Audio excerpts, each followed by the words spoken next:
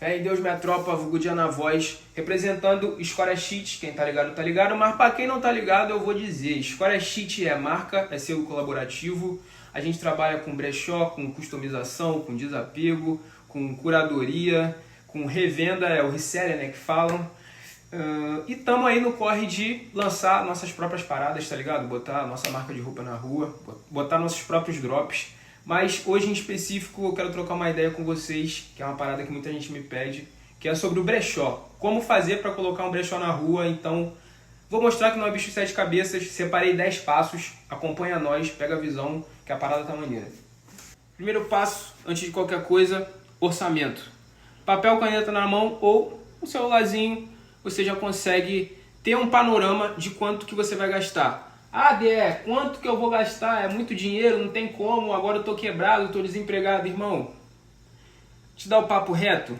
Se você parar para pensar, se você tiver mesmo na disposição também de colocar a parada na rua, você não precisa de nada, de dinheiro, para fazer uma parada simples. Eu, pelo menos, comecei assim, peguei o que eu tinha de roupa, que eu não usava e que eu achava que cabia na estética do meu brechó, que eu já estava pensando, tá ligado? Você tem que pensar no seu nicho. Qual o nicho do meu brechó? Streetwear, hip hop, rap. Beleza, o que eu tenho de roupa que eu não uso mais e que está dentro dessa estética? Pegou, separou as roupas?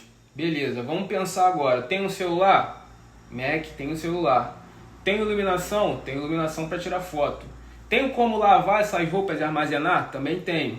Se você não tem tudo isso, você tem que dar um jeito para ter, senão o teu brechó não vai fluir.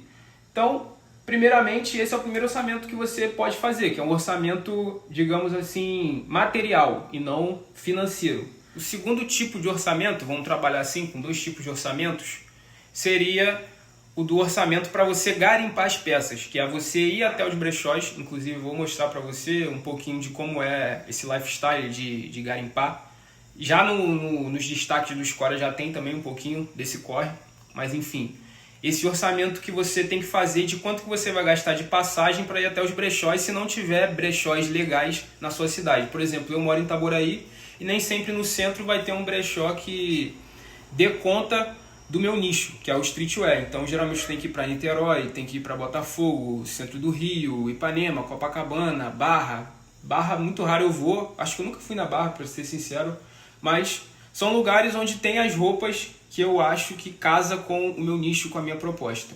Então esse é o orçamento que você tem que ter na mão, que é o orçamento de material, o orçamento de tempo, o orçamento de estrutura, o orçamento de passagem, transporte e alimentação. Eu estava esquecendo é sobre embalagem. A gente tem que separar uma parte do orçamento para a gente adquirir esse material, porque não tem como a gente entregar para o cliente roupas na mão sem nada, né? Então se você for vender presencial, você tem que ter pelo menos uma sacolinha. Aquela sacolinha de plástico ou então de papel, para quem tem mais recurso, fica legal também. Se você for vender pelo correio, você tem que ter aquela embalagem de lacre que o correio solicita.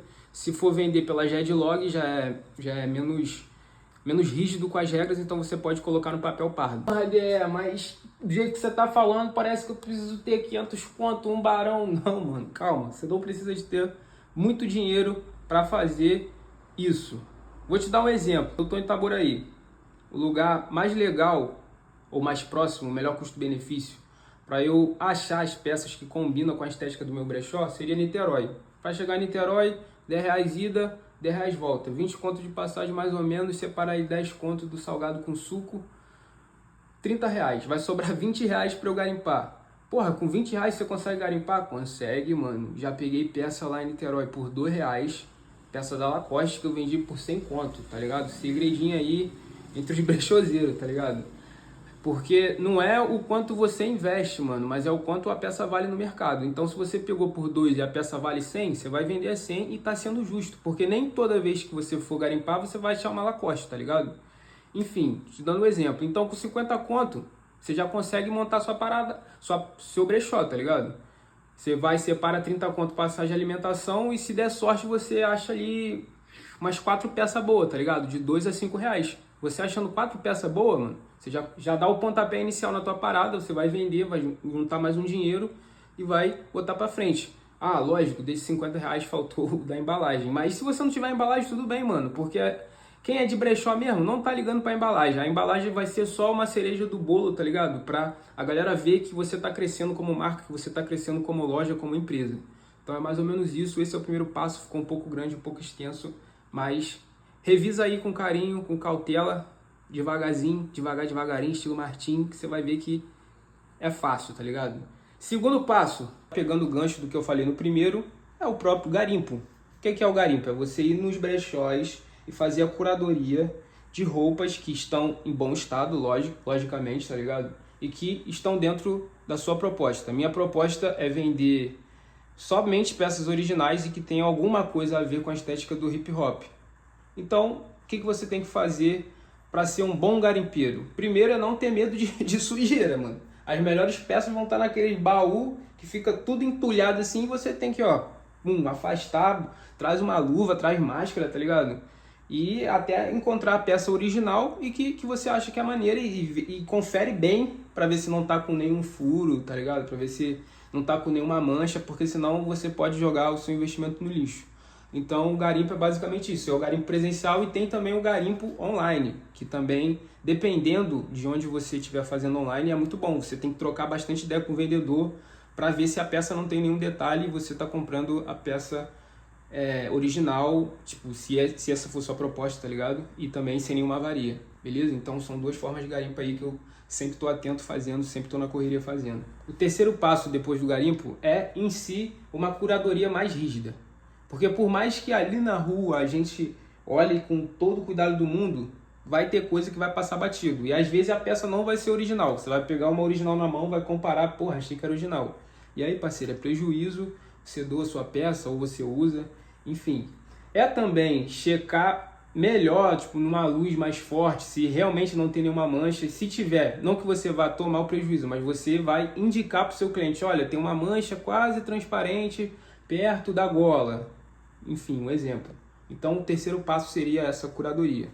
É paciência e conhecimento e pesquisa. Quarto passo, não o menos importante, talvez o mais importante, é a lavagem. Você tem que saber como lavar a sua roupa do brechó, porque senão você pode estragar ela. Eu já perdi várias peças porque não soube lavar da forma correta. Então, olhe sempre na etiqueta, tá ligado? A etiqueta sempre vai indicar como você lava a sua peça. Muitas das peças, tipo uma Lacoste da vida, você tem que lavar na mão. Eu já peguei uma Lacoste original, aquela de tecido fino, que ela soltou a tinta toda e tava lá na etiqueta. Não pode lavar na máquina, lavar à mão. Então, fique atento porque a lavagem é um dos principais passos aí para o teu brechó fluir da melhor forma. E confere lá nos destaques do Escória Sheet, que a gente tem um pouco desse dia a dia aí de como lavar as peças, tá ligado? Botar para secar, fazer todo esse processo. Quinto passo, tirar fotos, boas fotos, para você vender o seu produto com a maior rapidez possível, porque sem uma boa foto você não vai conseguir vender o seu produto. Até consegue vender, mas vai demorar e ele não vai ser valorizado do jeito que seria. Então, o que eu te aconselho? Hoje em dia, um fundo já não tem mais tanto sentido. A galera tá muito tirando o fundo em algum aplicativo, tá ligado? Para ter mais destaque no produto. Então você pode ter um pano verde para fazer tipo de chroma key, botar no chão ou em cima de uma mesa e ter uma iluminação muito boa, que não faça sombra, de preferência de dia, que aí você vai ter uma iluminação natural também. E, enfim, uma câmera boa. Isso você vai ter que ter. Não tem para onde correr. E sempre ajustar a sua foto, porque às vezes na câmera você não vai conseguir deixar ela retinha, você não vai conseguir deixar ela com brilho exato, então dá uma mini editadinha na foto, tá ligado? Para ela ficar o mais próximo possível da realidade, também seu cliente não ter nenhuma surpresa, né? Porra, eu comprei uma blusa verde e aqui ela tá azul na minha mão. Então esse é o macete de tirar o fundo, para você ter boas avaliações, independente de qual plataforma você está vendendo. E também, se você não quiser tirar o fundo, você tem que ter um background maneiro. Hoje em dia, o que eu vejo muito brechó fazendo é aqueles fundos cinza, tá ligado? Como se fosse cimento queimado. Fica muito maneiro também. Ou tapete. Eu comecei vendendo um tapete. Botei um tapete marrom e mantive todas as minhas roupas em cima desse tapete marrom para padronizar a minha loja. Isso também passa uma sensação de que você é mais profissional, tá ligado? Então, eu acho que essas são as dicas para ter boas fotos, tá ligado? Segue lá o Escória que você vai ver que a gente tá num nível elevado, papo reto, todo respeito, mano, né? Modéstia à parte. As fotos do Escória estão batendo de frente com lojas grandes, mano. A gente tá no mesmo nível, todo respeito. Comenta lá se tá ou não tá, lá no Escória Cheat Instagram. Sexto passo, você vai catalogar as roupas que você já garimpou, que você já fez a curadoria, que você já tirou as fotos. Na verdade, junto com o passo das fotos, né, quando você estiver tirando as fotos, é bom que você já meça as suas roupas, tá ligado? Quanto tem de altura, quanto tem de largura, quanto tem centímetros na manga, se for calça, quanto que ela, né, mede na cintura, na perna, enfim, de acordo com a peça você vai medir conforme a necessidade do cliente. E antes dele te pedir isso, já tem que estar na descrição para ser um processo mais rápido. Se ele te pedir outra medida, você pode já, né, você também já ter isso anotado e passar para ele, por mais que não esteja na descrição. Então, catalogue as suas peças da forma mais detalhista possível para que esse processo, às vezes você está até em outro lugar, né, tá em outra cidade, tá, enfim, viajando, você já ter esses dados à sua disposição para que a venda flua da melhor forma. Sétimo passo, 77, tropa do 7, é a tropa da divulgação. Divulga, mané tigrinho, porra, é o brechó. Tá ligado, mano? Não adianta você seguir todos esses passos se você não tiver uma boa estratégia de divulgação. E, nos dias de hoje, o Instagram não tá entregando pra ninguém se você não coloca, né, um patrocíniozinho ali, não dá uma turbinada no seu post.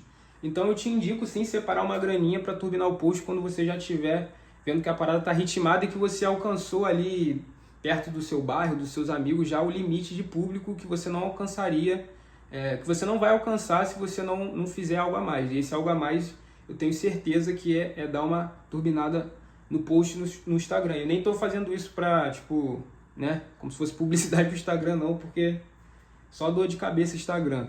Uma outra estratégia que eu tenho de divulgação, além disso do Instagram, do boca a boca também, dos amigos e pá, é o Enjoei. E também não é publicidade para o Enjoei, porque o Enjoei tem uma taxa de venda, quando você vende, eles tiram uma taxa gigantesca sua. Mas, apesar de tudo, é uma das melhores plataformas que mantém o seu produto sempre lá no topo da plataforma, para quando a galera entrar, ela já vê seu produto. Eles têm tipo um mecanismo chamado megafone. Então você fica megafonando o seu produto, ele sempre vai ficar lá em cima, tá ligado?